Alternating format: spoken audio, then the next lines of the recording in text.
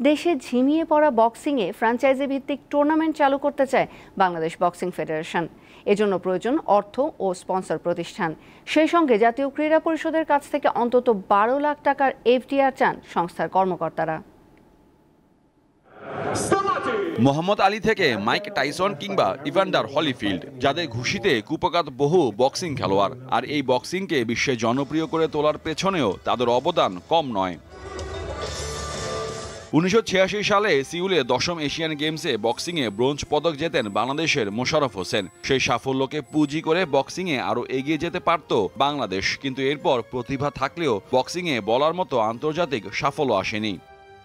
দীর্ঘমেয়াদী ক্যাম্পিং হলে আবার বিভিন্ন জায়গায় যদি সরকার আমাদের বাইরের ফাইট গিনি পাঠাইতে পারতো, মানে আশেপাশে থাইল্যান্ড, ইন্ডিয়া, ফিলিপাইন, ইন্দোনেশিয়া এগুলি যদি পাঠায় তাহলে আমাদের ছেলেরা আরও ভালো করবে। বড় একটা গেম করতে গেলে, টুর্নামেন্ট করতে গেলে ভালো প্লেয়ারদের সাথে খেলা, একটু প্র্যাকটিস ম্যাচ খেলা, এটা অনেক ভালো পারফরমেন্স নিয়ে আসে। এখন আমরা যাদের সাথে ফাইট করব তারা অনেক হাই লেভেলের, তারা নিশ্চয়ই অনেক গেম করে আছে, এই দিক দিয়ে আমরা পিছিয়ে আছি। আয় রোজগার কম থাকায় দেশে বক্সিংয়ের প্রতি আগ্রহ গড়ে উঠতে দেখা যায়নি। রয়েছে পেশাদার প্রতিযোগিতার অভাব। কোনো টুর্নামেন্টের আগে তারা হুড়ো করে অনুশীলন সেরে নেন বক্সাররা।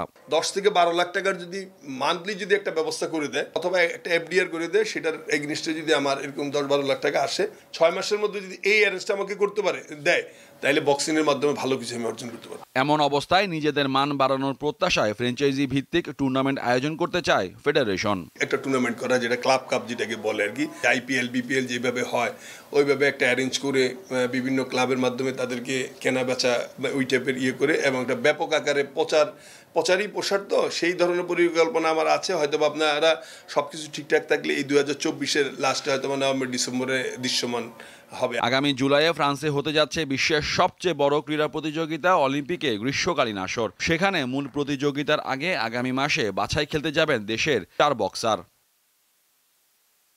মোহাম্মদ হাসিব, দীপ্ত স্পোর্টস, ঢাকা।